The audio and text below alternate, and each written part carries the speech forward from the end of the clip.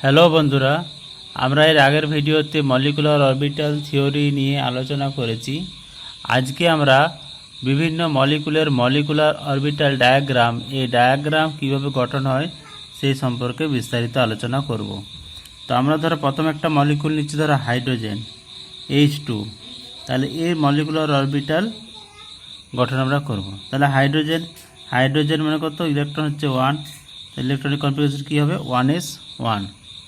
এবার দেখো তাহলে হাইড্রোজেন H2 মানে দুটো হাইড্রোজেন, এদিকে একটা হাইড্রোজেনের 1s, এইদিকে হাইড্রোজেনের আর একটা হাইড্রোজেন অ্যাটমের 1s।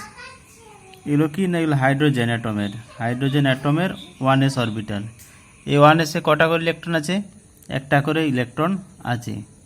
এরপর দেখো আমরা আগে জেনেছি যে যখন মলিকুলার অরবিটাল গঠন হয় তখন আমরা কি পেয়েছি যে সাই এমও কি হয়, একটা কি সাই এ প্লাস সাই বি, আর একটা কি হয় সাই এমও কি হয় সাই এ মাইনাস সাই বি।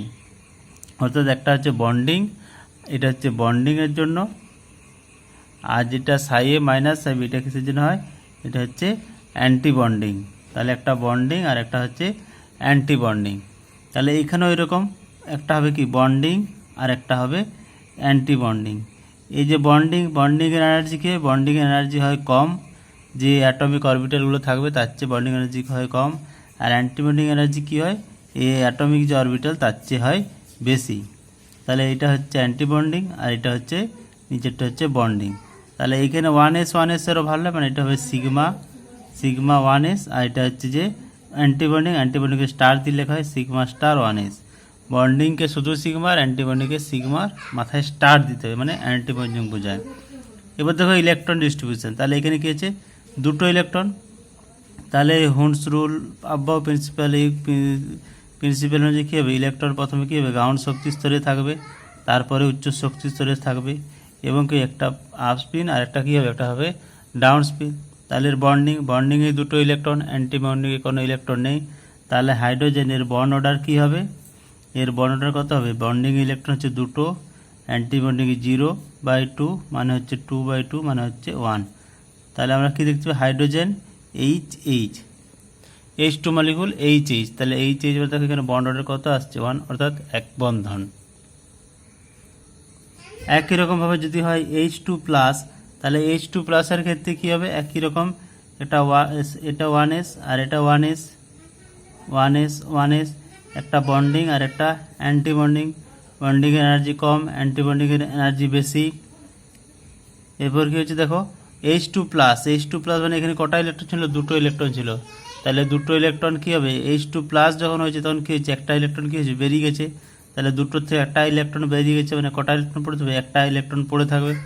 তাহলে একটা ইলেকট্রন যদি পড়ে থাকে তখন এর বন্ড অর্ডার কত হবে, 1 - 0/2 মানে কত হচ্ছে 1/2 মানে 0.5। অর্থাৎ যখন আমরা মলিকুলার অরবিটাল ডায়াগ্রাম আঁকবো তখন কি করতে হবে, অ্যাটমিক যে অরবিটালগুলো আছে অ্যাটমিক অরবিটালগুলো লিখতে হবে, আর কি করতে হবে, বন্ডিংয়ে যাবে অর্ধেক কী যাবে অ্যান্টিবন্ডিং। বন্ডিংয়ের শক্তি কম, অ্যান্টিবন্ডিংয়ের শক্তি বেশি। এরপর ইলেকট্রন ডিস্ট্রিবিউশন আমরা যেভাবে করি সেই একই নিয়মে ইলেকট্রন ডিস্ট্রিবিউশন করতে হবে। ধরো আর একটা মলিকুল করছে, ধরো লিথিয়াম Li2। তাহলে লিথিয়াম কত 3, তাহলে 3 মানে 1s2 তাহলে এর বন্ধন কীভাবে হবে না 1s আর একটা 1s, এই লিথিয়ামের একটা 1s আর একটা লিথিয়ামের 1s, আর একটা কি থাকবে। তাহলে এরা কি করবে, এরা এরকম করবে কি বন্ডিং আর অ্যান্টি বন্ডিং করবে, এটা লিথিয়াম 1s। আর কি থাকবে, এর দেখো 2sও আছে, তাহলে 2sও আছে, 2sও কী হবে একই রকম, একটা হবে কি বন্ডিং আর একটা কী হবে, একটা হবে কি অ্যান্টি বন্ডিং, এটা 2s। তাহলে এটা কি না হবে সিগমা, এটা হচ্ছে কি 1s, এটা সিগমা স্টার 1s, এটা সিগমা 2s, এটা হচ্ছে কি সিগমা স্টার 2s। এবার দেখো এগুলো হচ্ছে লিথিয়াম অ্যাটমের, আর এই যে এমোটা গঠন হবে এটা কী হবে, লিথিয়াম 2 Li2 মলিকুলার এমো ডায়াগ্রাম হবে। তাহলে 1s-এ কটা ইলেকট্রন, 1s-এ হচ্ছে কটা করে ইলেকট্রন, দুটো করে ইলেকট্রন। এই 1s-এও দুটো ইলেকট্রন আর একটা লিথিয়াম 1s-এও দুটো ইলেকট্রন থাকবে। আর 2s-এ কটা করে ইলেকট্রন আছে, একটা করে ইলেকট্রন আছে। তাহলে দেখো ইলেকট্রন ডিস্ট্রিবিউশন কত হবে 1 2, এখানে 2 2 4টে ইলেকট্রন আছে, 3 4, এইখানে দুটো ইলেকট্রন 1 2 হলো ইলেকট্রন ডিস্ট্রিবিউশন। এভাবে হয়ে যাওয়ার পর আমরা বন্ড অর্ডার করব।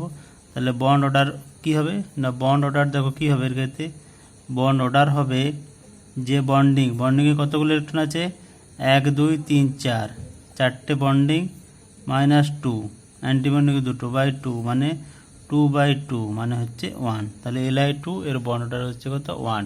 এবং এটা প্যারাম্যাগনেটিক না ডায়াম্যাগনেটিক, যেহেতু পেয়ার্ড আপ হয়ে আছে দেখো সমস্ত ইলেকট্রন, তার মানে এটা কী হবে, এটা হবে ডায়াম্যাগনেটিক।